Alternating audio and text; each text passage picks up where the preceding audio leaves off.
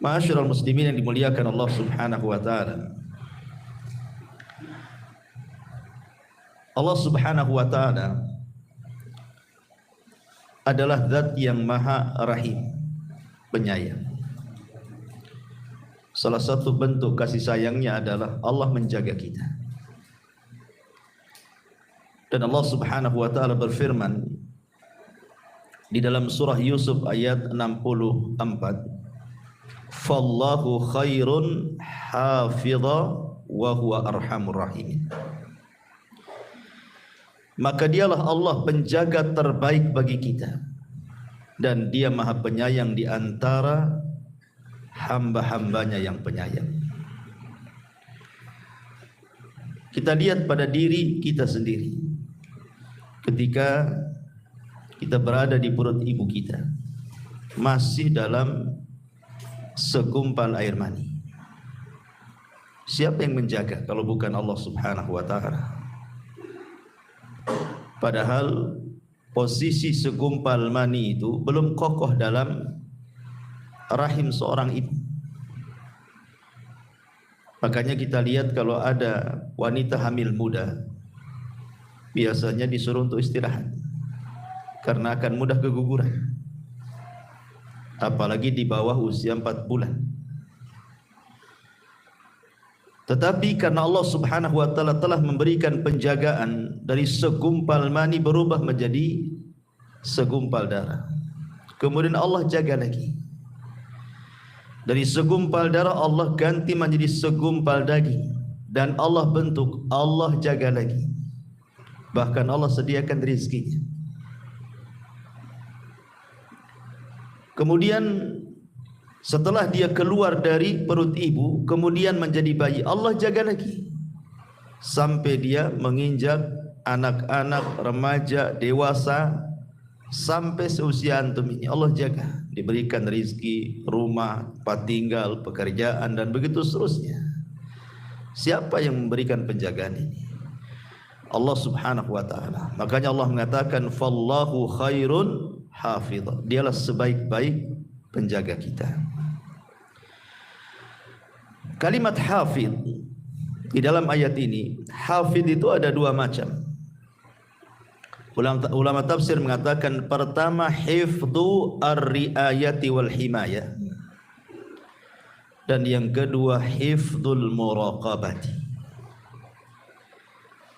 Jadi maknanya, in kullu nafsin lama 'alaiha hafidh, bahwa setiap manusia, setiap jiwa itu Allah Subhanahu wa taala pastikan ada penjaganya. Yang pertama hifdzur riayah wal himayah, artinya Allah Subhanahu wa taala menjaga kita dalam kondisi apapun dari hal-hal yang kita benci.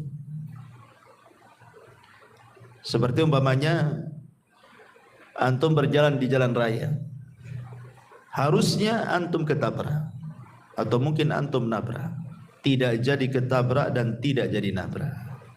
Siapa yang menjaga? Allah. Atau antum kemudian harusnya berjalan di sebuah jalan samping parit, harusnya antum jatuh, ataupun antum jatuh betul-betul, tetapi terkadang tidak ada apa-apa, tidak ada luka, tidak ada apa-apa, Allah selamatkan. Siapa yang menjaga? Allah. Kan itu. Antum tidur di teras, tidak ada juga binatang-binatang masuk ke lubang hidung, telinga, dan begitu seterusnya. Siapa yang menjaga? Allah. Itu namanya hifdzur riayah wal himayah. Allah memberikan penjagaan kepada kita. Tetapi ada juga maknanya adalah hifdzu al-muraqabah. Ini yang paling penting kita bahas. Hifdzu al-muraqabah.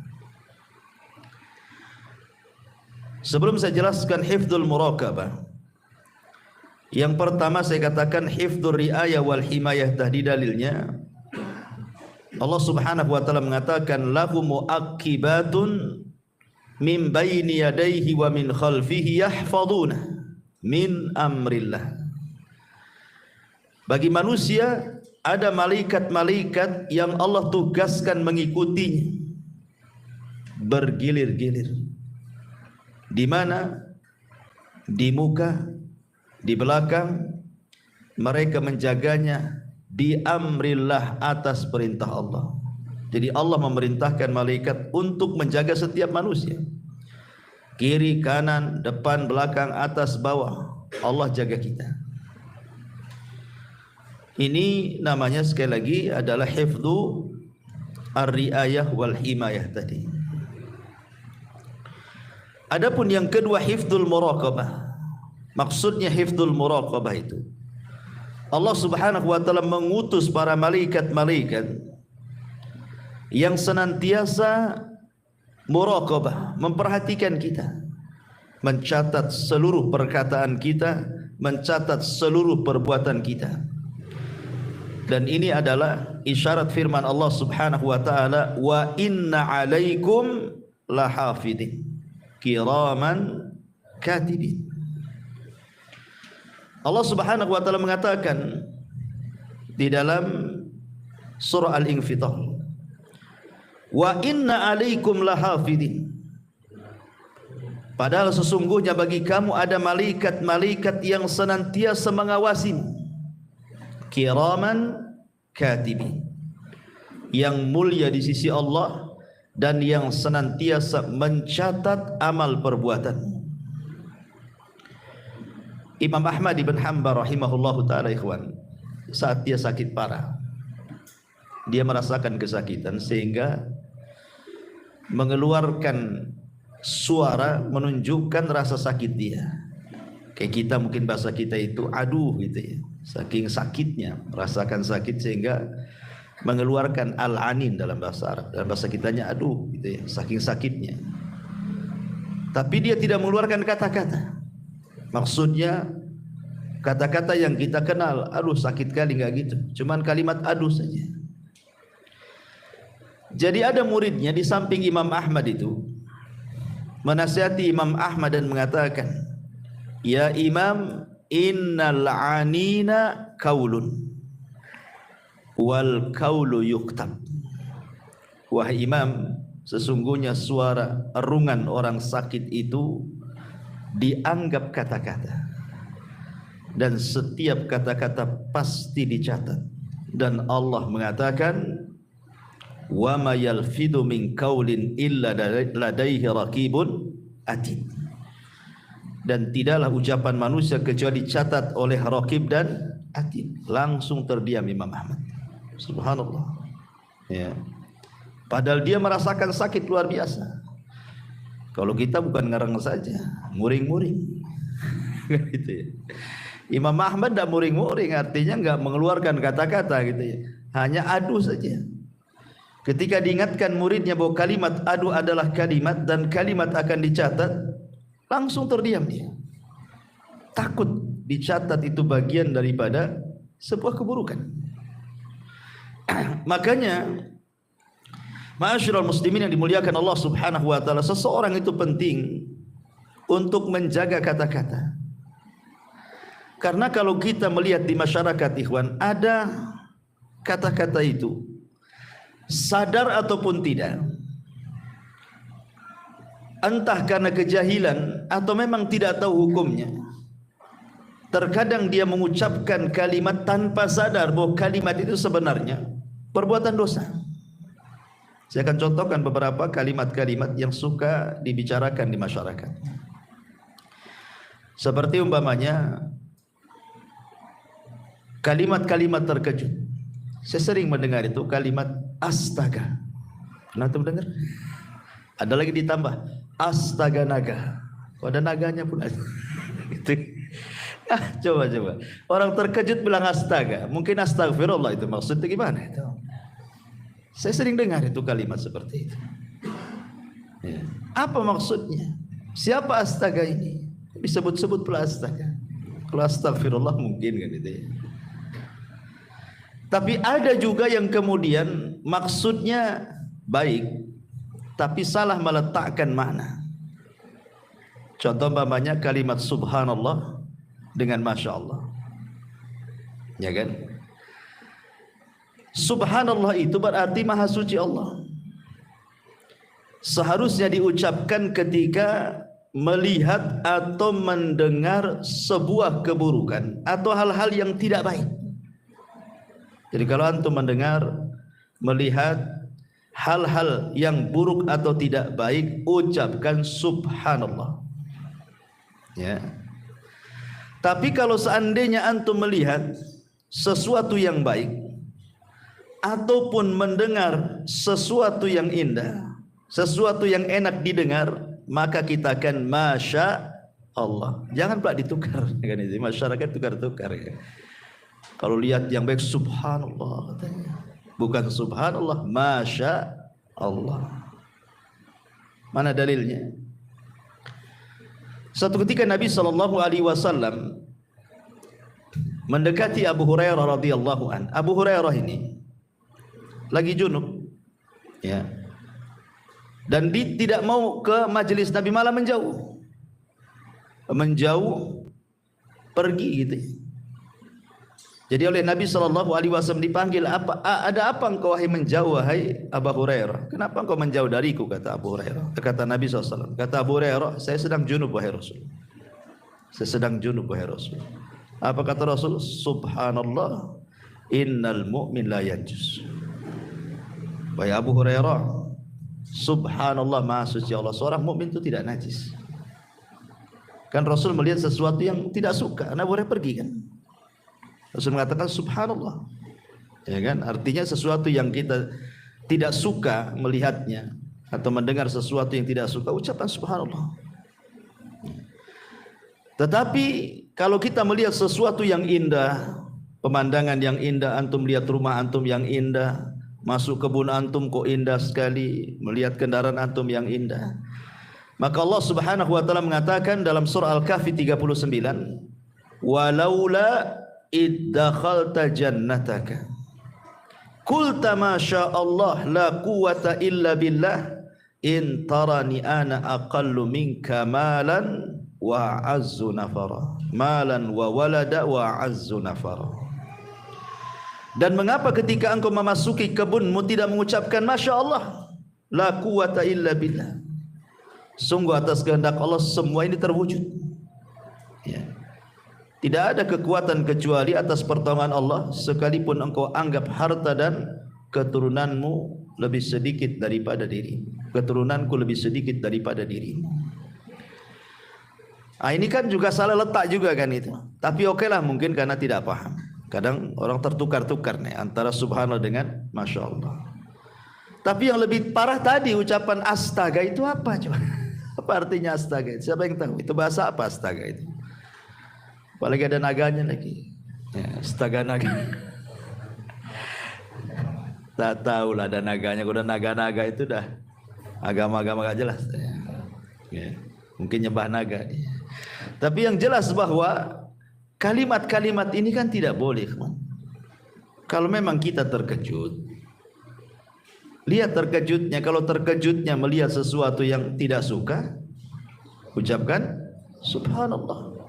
Kalau terkejutnya melihat suka karena tiba-tiba ada uang banyak depan, masya Allah, alhamdulillah, kan gitu ya. Itu harusnya kalau terkejut-kejut, bukan astaga, kan masalah, ya. Atau umpamanya contoh yang lain, ya. Umpamanya kita melihat seseorang yang Allah berikan nikmat, entah pekerjaannya bagus, kemudian juga diberikan harta yang banyak, rumahnya bagus, kendaraannya bagus, kaya, ya, atau mungkin dapat jabatan, ya. Terkadang ada orang itu yang mungkin hasad sehingga terkeluar kalimat, orang kayak gitu kok bisa kaya itu. Orang kayak gitu kok bisa kaya itu. Dari mana dia itu? Hanya punya tuyul lah. Jadi kalimat orang kayak gitu kok bisa kaya, ya, nggak pantas, dan begitu seterusnya. Ini tidak bisa. Kalimat seperti itu tidak boleh. Kenapa? Karena dalam hadis Abdullah bin Mas'ud radhiyallahu an, Nabi SAW mengatakan, innallaha qasama akhlaqakum kama qasama arzaqakum. Allah Subhanahu wa taala sudah membagi akhlak kalian itu seperti membagi rizki kepada kalian. Kita kan tidak tahu urusan orang. Entah dia punya pekerjaan, entah apa, kan kita tidak tahu. Nggak ada urusan, dan kita juga tidak boleh ngurus orang. Makanya Al-Imam Ibnu Katsir rahimahullah ta'ala ketika memberikan catatan kepada surah Asy-Syura ayat 27, walau basatallahu rizqa li ibadi la baghaw fil ardi walakin yunazzilu biqadari ma yasha innahu bi ibadihi khabirun basir. Kalau Allah Subhanahu wa taala membentangkan rizki pada hamba-hambanya, terkadang ada sebagian hamba itu melampaui batas di bumi. Tetapi Allah Subhanahu wa taala terkadang memberikan sesuai dengan kadar yang bisa dipikul hambanya sesuai dengan kehendaknya. Ada hadis kursi yang mengatakan, inna min ibadi, sesungguhnya di antara hamba-hambaku, laman la yasluhu illal ghani, memang dia tidak pantas kecuali jadi orang kaya. Walau afqartuhu la fasada, kalau seandainya aku miskinkan dia, rusak dia. Tetapi ada hamba-hambaku itu la yasluhu illal faqr, tidak layak kecuali dia memang harusnya jadi orang fakir aja, tidak bisa kaya dia. Kenapa? Lau agnaituhu, kalau seandainya aku berikan kekayaan, tentu dia akan rusak agamanya. Jadi kaya miskin itu kan urusan Allah. Berhasil atau tidak itu urusan Allah. Jangan ngurus keberhasilan orang gitu dengan mengeluarkan kata-kata seperti itu. Ada pantas dia di situ. Orang kayak gitu kok bisa kaya, orang kayak gitu kok bisa jadi ini. Itu urusan dia. Tidak perlu ngurus orang. Ya. Karena kalimat-kalimat seperti ini bertentangan gitu ya, tidak boleh. Ini contoh kedua. Contoh ketiga, atau sebaliknya, melihat orang kena musibah, entah bengkrap usahanya, entah kena penyakit badannya, entah kemalangan badannya, dan begitu seterusnya. Pokoknya melihat orang itu diberikan ujian, ekonominya, keluarganya, badannya, dan begitu seterusnya, dengan kematian, dengan kekayaan, dengan dengan kefakiran, dengan gulung tikar usahanya dan lain-lain. Tiba-tiba kemudian kita nyeletuk gitu kan. Kasihan ya. Sering kita ngomong bilang kasihan sama orang. Kasihan kali dia gitu. Ikhwan, antum harus paham bahwa Allah memberikan musibah itu karena ada beberapa sebab. Salah satu penyebabnya adalah untuk mengangkat derajat. Masa orang mengangkat derajat itu bilang kasihan? Hah? Sedang diangkat derajatnya itu bilang kasihan. Jadi kalau bisa nggak usah diangkat derajatnya gitu. Tapi segitu derajatnya kan? Nggak begitu. Bisa saja Allah sedang mengangkat derajatnya. Makanya dalam sebuah hadis Rasul mengatakan, ma yusibul mu'min min syaukatin fama fawqaha illa rafa'ahu Allahu biha darajat. Tidaklah seorang hamba diberikan ujian walaupun hanya satu tusuk duri di kakinya, boleh jadi Allah sedang mengangkat derajatnya. Antum bilang kasihan. Harusnya antum bilang ya, inna lillahi wa inna ilaihi rajiun. Idza asabathum musibatun qalu inna lillahi wa inna ilaihi rajiun, kan itu kan bahasanya. Ya. Jadi lihat, atau mungkin dalam bentuk teguran. Mungkin dia melakukan dosa, Allah tegur supaya dia tobat. Masa antum bilang kasihan? Biar dia enggak tobat-tobat gitu. Jadi lihat ya, ini kan bahasa-bahasa ini kadang-kadang enggak dikontrol gitu ini. Apakah bahasa ini menentang dalil ataukah tidak? Ya. Atau contoh lainnya seperti orang yang mencela zaman, mencela waktu. Kan sering di masyarakat itu orang yang mencela waktu. Ya wajar, zaman ini zaman edan kan itu. Oh, masa zaman di edan-edan kan? Orangnya yang edan bukan zamannya. Dari dulu zaman itu ya kayak gini saja. Terbit matahari, terbenam dan gitu seterusnya. Jadi ada orang-orang itu yang mudah mencela waktu.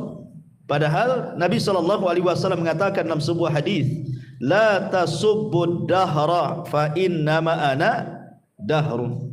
Jangan mencela waktu, karena akulah yang membolak-balikan waktu. Tidak boleh. Ya. Ataupun contoh yang lain, ucapan mengandai-ngandai itu paling banyak di masyarakat. Ucapan mengandai-ngandai itu, andai anakku tidak keluar gak ketabrak dia. Ya. Coba andai saya nggak jalan ke sini, jalan ke sebelah sana, enggaklah terperosok ke parit katanya. Kalau seandainya bukan karena dokter ini, wah sudah dioperasi saya ini. Macam-macam kan mengandai-andai di masyarakat itu, nggak boleh. Karena Nabi SAW mengatakan al-mu'minul qawi khairun wa ahabbu ilallah minal mu'minil dhaif. Wa fi kulli khairun ihris ala ma yanfa'uka wasta'in billah wa la ta'jaz wa in asabaka syai'un fala taqul law anni fa'altu kadza lakana kadza walakin qul qaddarallah wa ma syaa fa'al fa inna law taftahu amal syaitan. Kata Nabi SAW, mukmin yang kuat itu lebih saya cintai dibandingkan mukmin yang lemah. Dan pada tiap-tiap sesuatu itu ada kebaikannya. Maka ambillah dengan semangatmu apa yang bisa bermanfaat untuk dirimu, kemudian tambatkan pertolongan kepada Allah. Jangan lemah. Dan apabila musibah menimpamu, jangan mengatakan kalau seandainya aku tidak melakukan ini, tentu tidak terjadi itu. Karena kalimat seandainya, andai-andai itu adalah membuka pintu syaitan, kata Rasul. Tidak boleh andai gitu, andai gini.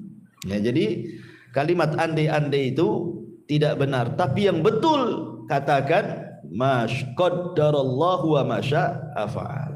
Ya, ini sudah takdirlah memang anak saya meninggal hari ini. Bukan karena hari ini keluar, seandainya tidak keluar sekalipun. Kalau memang hari itu sudah takdirnya, pasti dia mati di rumahnya. Memang sudah jadwalnya dia. Sudah antrian dia kan itu. Kan keluar itu sebab saja. Matinya tetap hari itu juga gitu maksudnya. Jadi tidak bisa diandai-andai itu. Karena ini kalimat-kalimat yang menunjukkan apa? Penolakan takdir. Nah, ini bahaya. Menolak takdir itu. Ya. Atau contoh yang lain pamannya ucapan mencela penyakit. Ada orang yang mencela penyakit di zaman Rasul. Ada seorang wanita namanya Ummu As-Sa'ib radhiyallahu anha. Ummu Sa'ib ini karena sakit kepala, diikat pula kepalanya dengan tali. Zaman dulu gitu karena belum ada bodrek mungkin. Ya diikatlah kepalanya supaya mengurangi rasa sakit kepala tuh. Rasul mengatakan, "Malaka ya Ummu Sa'ib?" Apa itu kepalamu wahai Ummu Sa'ib? Tiba-tiba Ummu Sa'ib mengatakan di hadapan Rasul sallallahu alaihi wasallam, "Al-humma la barakallahu fi." Demam wahai Rasul, kepalaku sakit, semoga Allah tidak berkahi katanya. Maka Rasul mengatakan, "La tasubbil humma." Jangan kau cela penyakit demam. Fa innaha tadhhabu khotoya bani Adam kama yadhhabul kiru khabathal hadid. Boleh jadi demammu itu bisa mengurangi dosamu. Nah gitu ya. Jangan dicela penyakit itu. Ini karena banyak orang-orang yang mencela penyakit.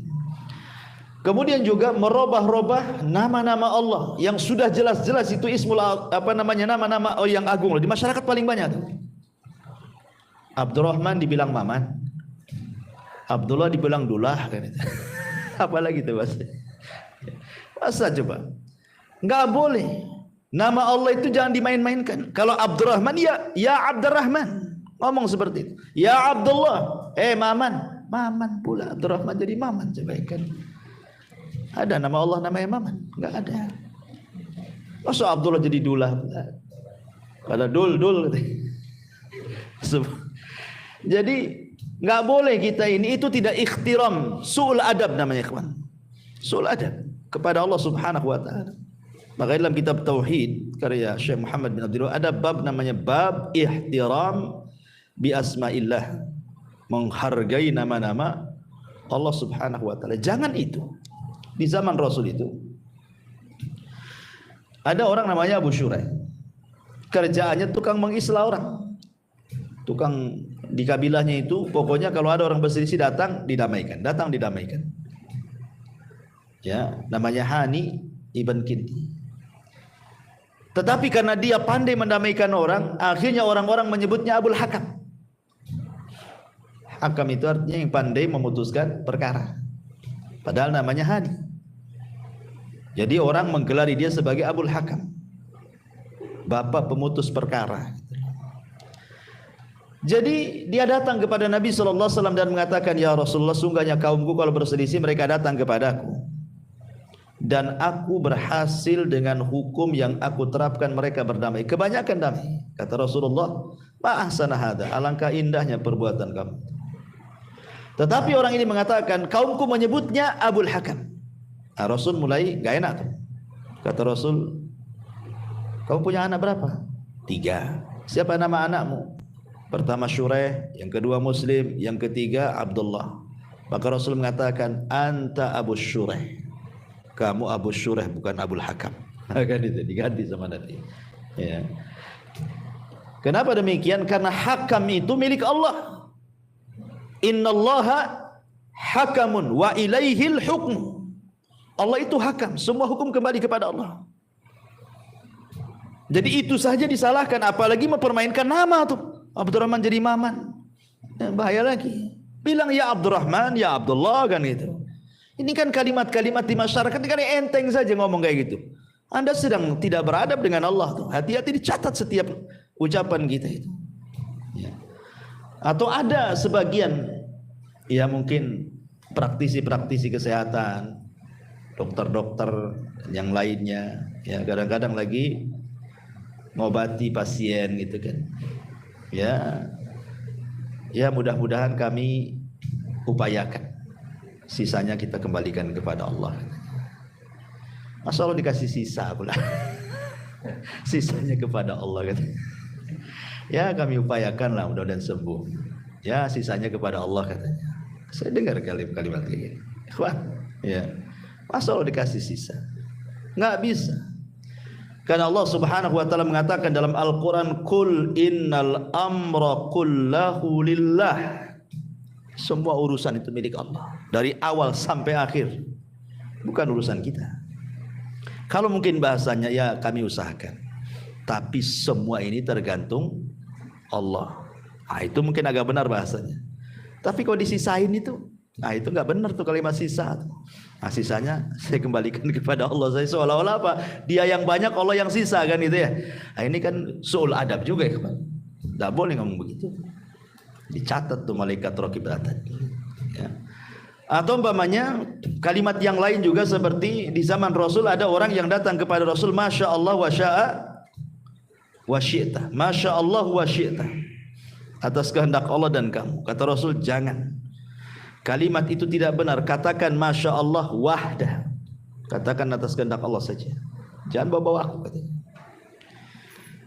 Dan ini kalimat yang paling afdal. Sekalipun harus bawa orang, jangan pakai dan, jangan pakai waw, tetapi kalimat summa kemudian.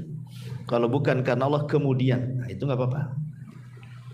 Yang lebih parahnya Allah sudah tidak dibawa-bawa, orang lain makhluk Allah pula yang dibawa. Ya itu semua berkat kamu. Lah berkat kamu pula. Allahnya mana? Ya harusnya ini semua berkat Allah kemudian kamu kan itu. Ya ini semua karena kamu juga.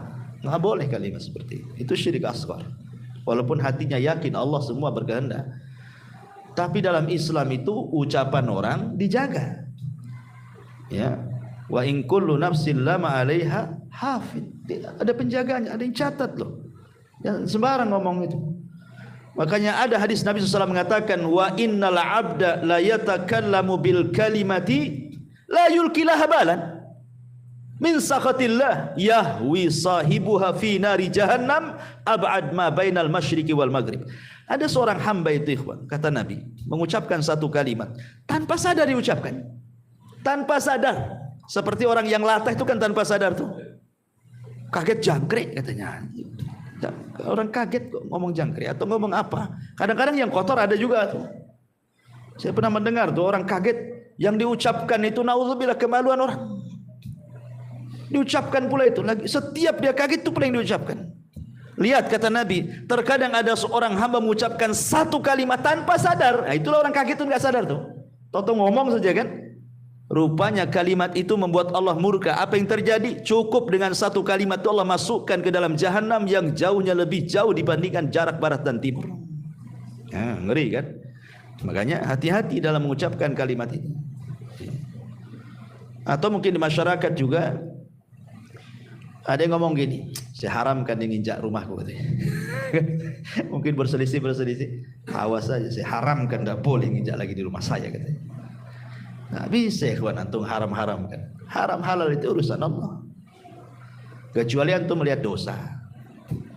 Ada orang berbuat riba, berbuat maksiat, haram akhirnya tidak boleh. Tidak apa-apa. Karena memang riba ya Allah yang haramkan. Zina Allah yang haramkan. Ghibah Allah yang haramkan. Kalau jelas kan?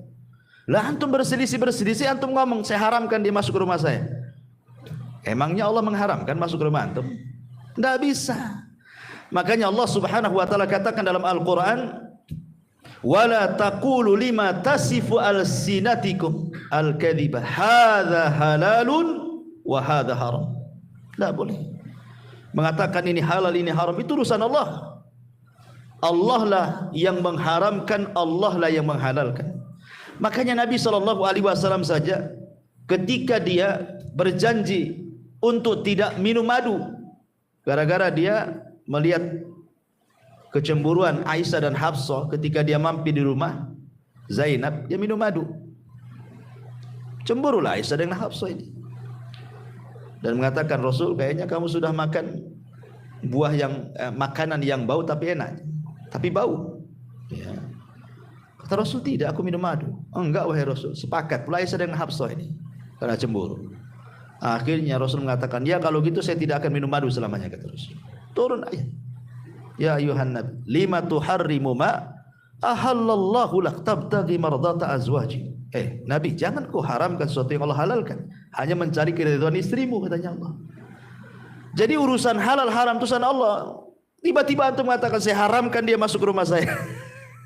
Ini hati-hati loh. Ya mungkin maksudnya itu dia tidak mau nginjak rumah dia, tapi jangan menggunakan kalimat seperti itu maksudnya. Jangan menggunakan kalimat halal haram, itu urusan Allah. Nah, ini kan kalimat-kalimat seperti ini, kalimat-kalimat bahaya. Dan yang lebih parah lagi, tukang laknat. Ya, tukang laknat. Ada orang nonton bola ya, gara-gara kalah itu, gara-gara gol itu, dimaki itu pemain. Anjing orang ini, masa tidak bisa gol kan? Lah, kok orang apa urusan antum dengan pemain bola? Kenapa dianjing-anjingkan orang itu? Seandainya antum yang main di situ mungkin lebih anjing lagi. Nggak bisa lagi antum. Mungkin nggak dapat bola di lapangan itu. Antum bisa mencela, nengok YouTube lo bisa mencela. Oh goblok kamu. Orang lo digoblok-goblokin, nggak kenal pun tidak. Hanya gara-gara nonton aja, entah nonton apa digoblok-goblokin orang itu. Jadi ini kan tukang laknatnya. Hati-hati kan.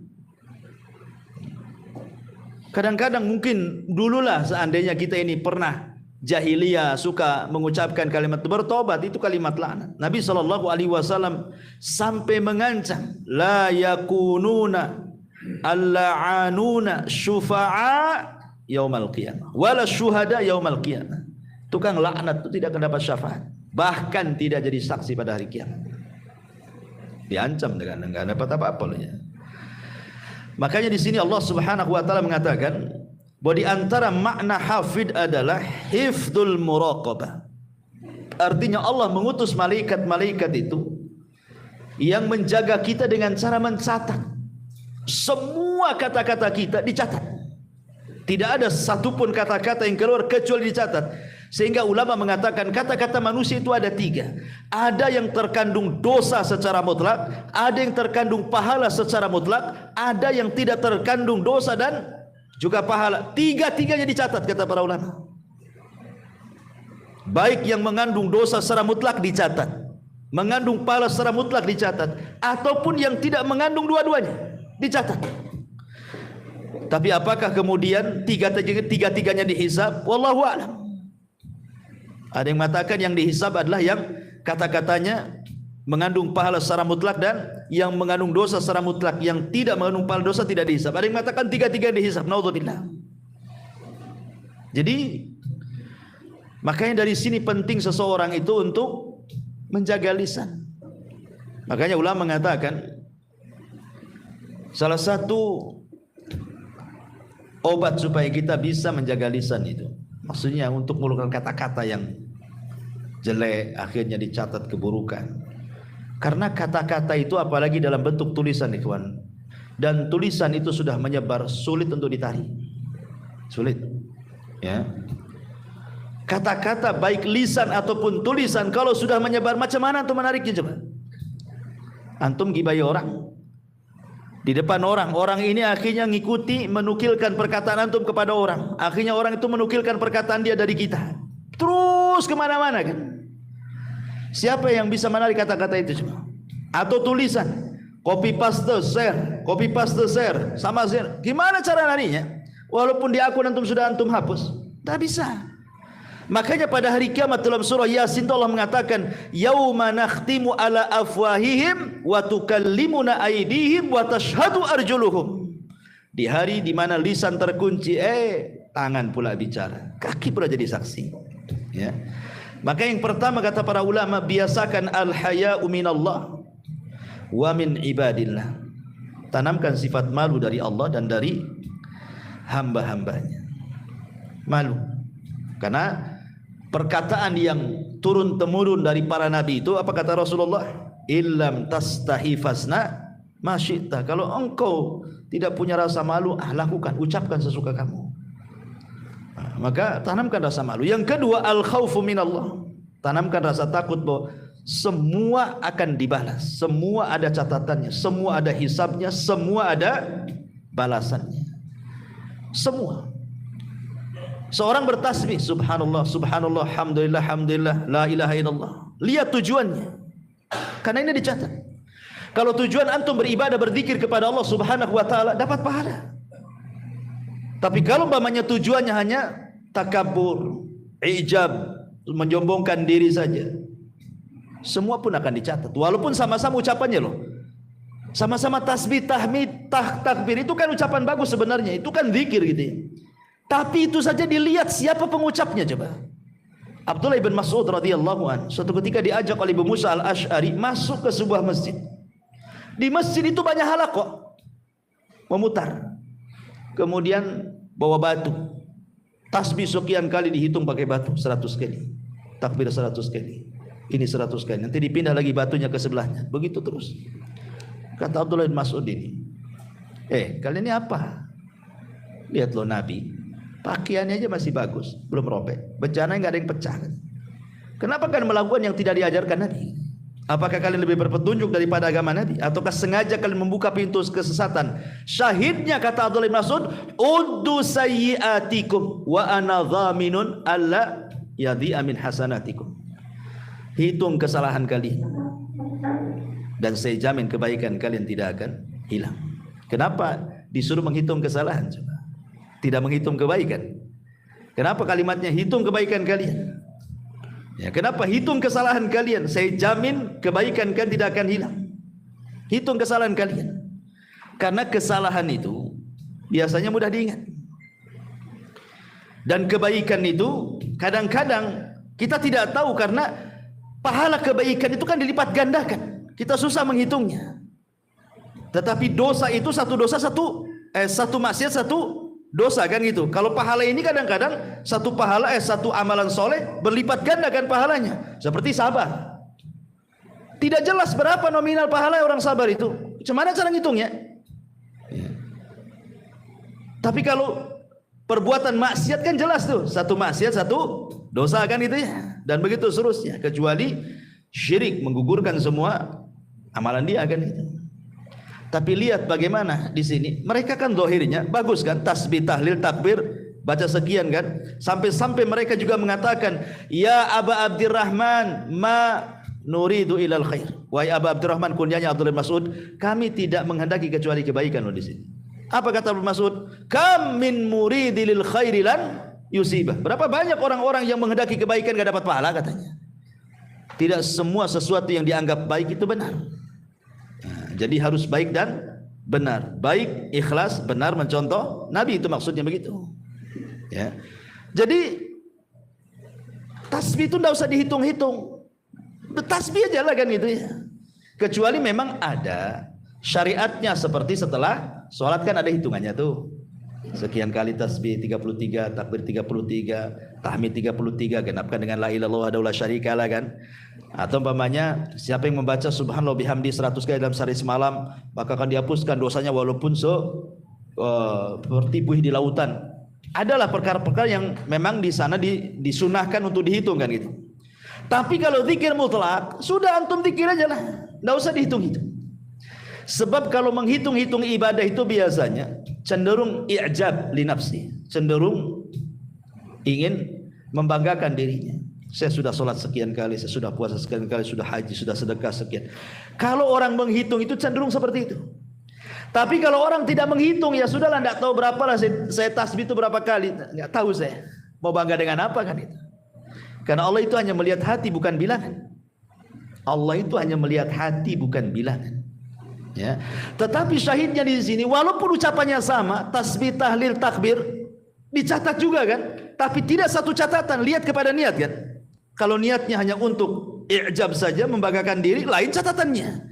Kalau memang untuk ibadah betul-betul ikhlas mencontoh Nabi, lain pula catatannya. Kenapa? Karena Allah mengatakan wa man ya'mal mithqala dzarratin khairan yara wa man ya'mal mithqala dzarratin syarran yara. Lihat di situ, ada yang baik, ada yang jelek. Walaupun itu zahirnya nampak zikir, apalagi bukan daripada itu.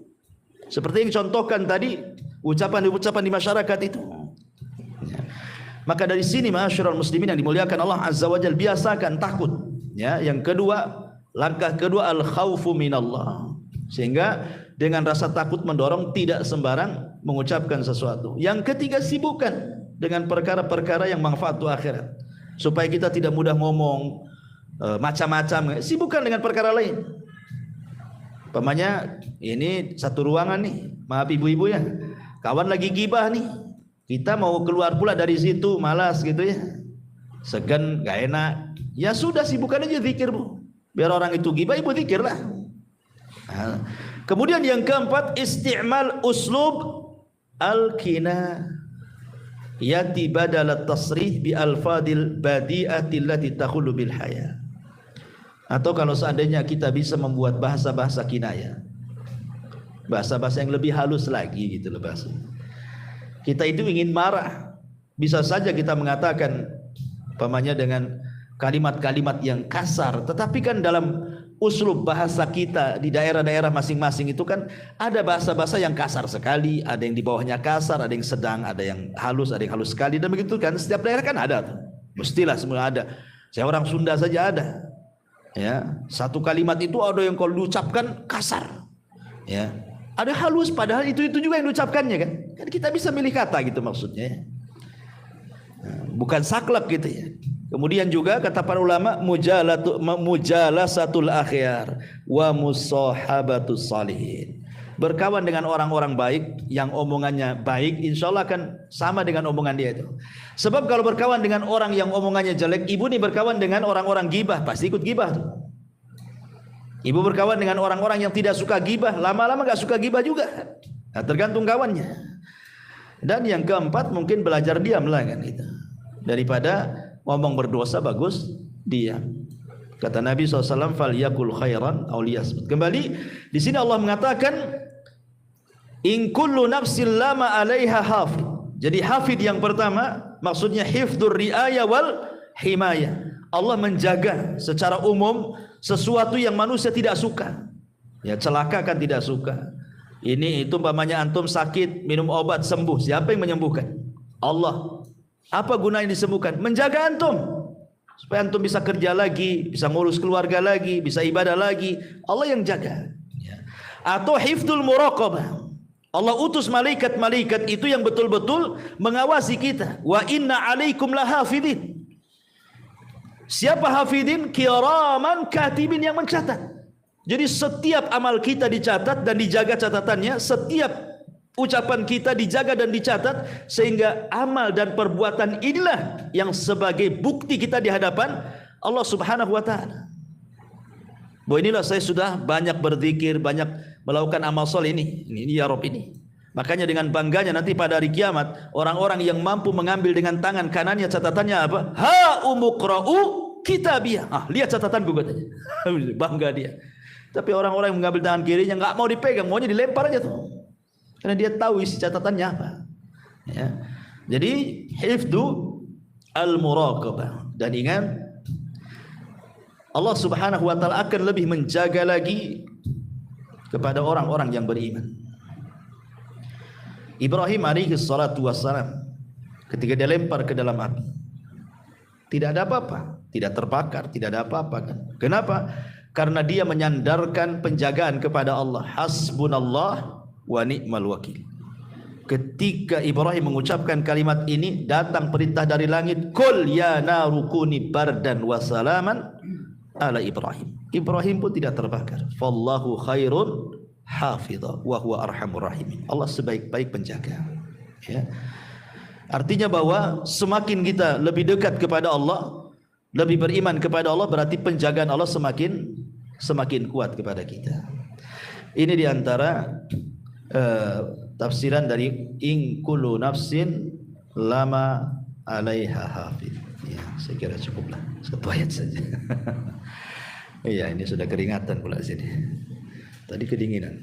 Nah, tapi sebelum saya tutup, kalau ada yang mau tanya sih.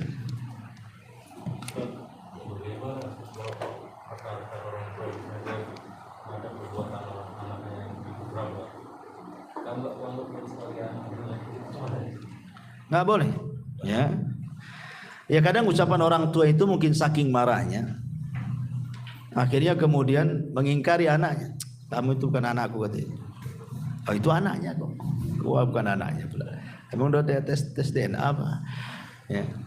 Nggak boleh orang tua itu sekali lagi bahwa da'watul walid liwalidihi mustajab.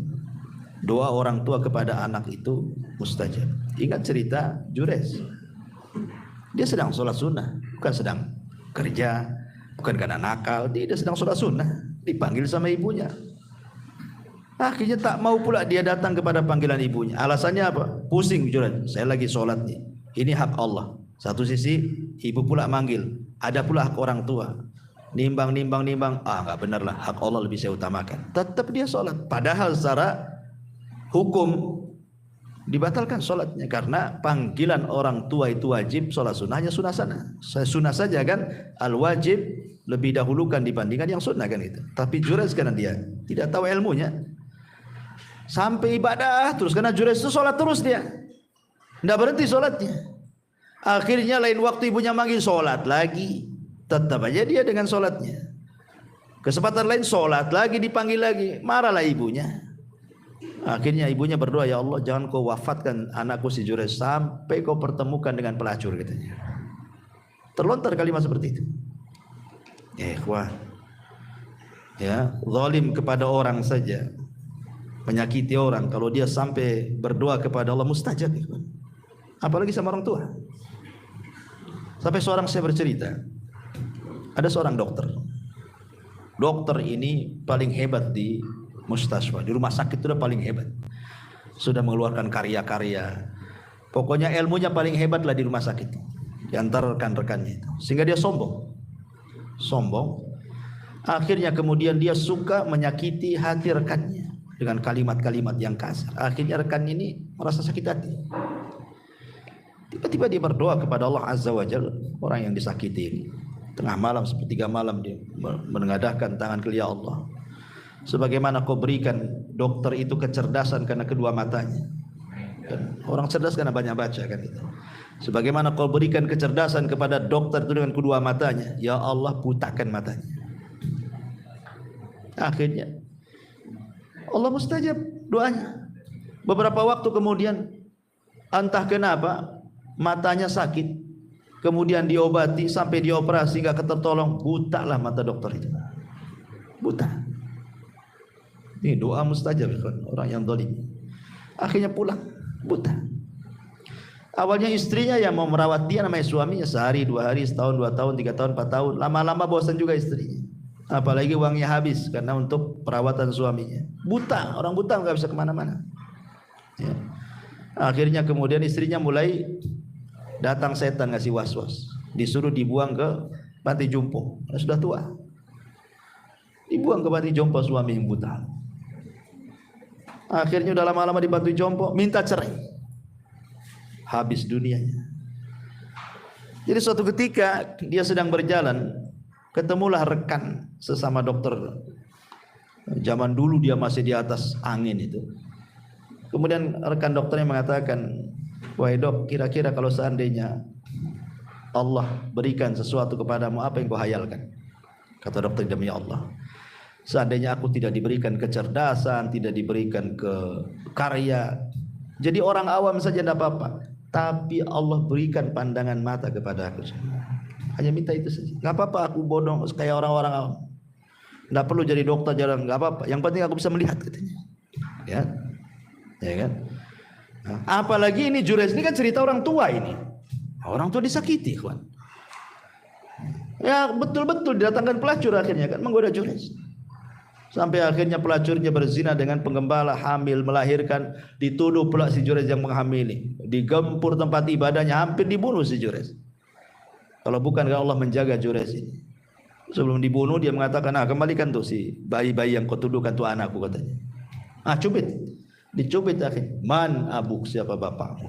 Tiba-tiba ngomong pula bayi ini, bapak saya penggembala kambing. Coba kalau bayi-bayi hasil zina bisa bicara, ya kawan. Hati-hati tuh. Man abuk, katanya. Semua kena. Masyaallah muslimin yang dimuliakan Allah Azza wa Jalla. Jadi sebaiknya kalau kita sebagai orang tua, memang terkadang ada orang tua itu saking marah sekali kan gitu. Ya ini juga nasihat kepada saya, antum, siapapun gitu. Ya harus berusaha lah. Kadang-kadang kita juga, saya juga kadang-kadang kalau terlampau ini, kadang nyesal juga kan itu. Ada lah, terpaksa ngomong, nyesal juga setelahnya. Memang harus dibiasakan. Dibiasakan. Artinya kalau kita semarah apapun itu, kalau bisa orang tua itu tafaul saja. Tafaul itu maksudnya ucapkan kalimat baik, mudah-mudahan bisa membalik 180 derajat anak kita. Tafaul. Anak itu nakalnya luar biasa. Secara logika susah dia sadar. Apalagi anak tanggung-tanggung tuh biasanya itu nakal-nakal tuh. Anak SMP itu tanggung-tanggung tuh yang kurang ajar biasanya. Tafaul saja. Mudah-mudahan dengan tafaul itu Allah robah 180 derajat. Yang kita anggap mustahil anak itu bisa berubah, tapi Allah bisa memungkinkan. Betapa banyak kok anak-anak nakal berubah, akhirnya dia pula anak yang berbuat baik sama orang tuanya. Karena tafaul itu maksudnya kalau dia nakal, ucapkan kalimat doa. Seperti yang dilakukan ibunya Sudes, ya. Ketika Imam Sudes dulu mau nakal, disebutkan dalam biografinya. Daripada kau nakal Sudes, kau masuk ke haram, mau jadi imam di sana, katanya. Jadi imam. Ya. Jadi kalau antum nakal, jawab dulu saja, gantikan Abu Mero di sana. Ya. Masyaallah muslimin yang dimuliakan Allah Azza wa Jalla. Jadi sebaiknya jangan, apalagi sampai kemudian lebih daripada itu. Mati aja nak, katanya. Kalau kau tahu kayak gini, katanya, waktu bayi udah kecekik kamu itu, katanya, biar mati ini. Nah, jadi kadang-kadang ada orang tua seperti itu. Ya itu kan kembali kepada kita sebenarnya. Kenakalan anak itu kan kembali kepada orang tua. Makanya kata Al-Imam Ibnul Qayyim rahimahullah ta'ala, dia mengatakan bahwa ifsadul abna, rusaknya anak-anak itu kebanyakan apa? Karena orang tua yang merusaknya. Bukan pesantren, bukan sekolah, bukan guru ngaji, bukan. Kebanyakan yang merusak anak-anak itu orang tua. Kata Imam Ibnul Qayyim. Sebab kalau orang tua dari awal dia mencari jodoh, cari yang solehah atau cari yang soleh kan gitu ya. Kemudian punya anak, tentu otomatis kalau dua orang tuanya soleh-solehah kan pasti akan dididik dari kecil. Ya, sudah cari jodohnya aja salah. Ketika punya anak pula gak dididik dan begitu seterusnya, ya wajar lah. Ketika sama-sama sudah tobat, ibunya tobat, bapaknya hijrah, anaknya pengen hijrah, tergesa-gesa ke ibunya. Kadang-kadang disitulah diuji orang tua.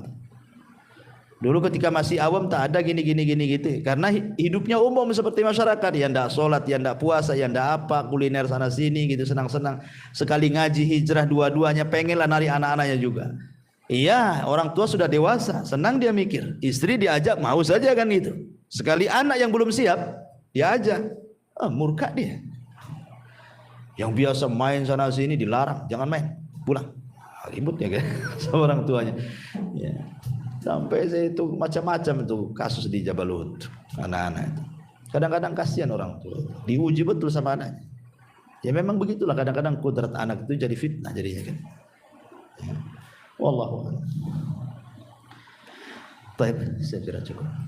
Subhanallah bihamdika, asyhadu an la ilaha illa anta astaghfiruka wa atubu ilaik. Allah taala. Assalamualaikum warahmatullahi wabarakatuh.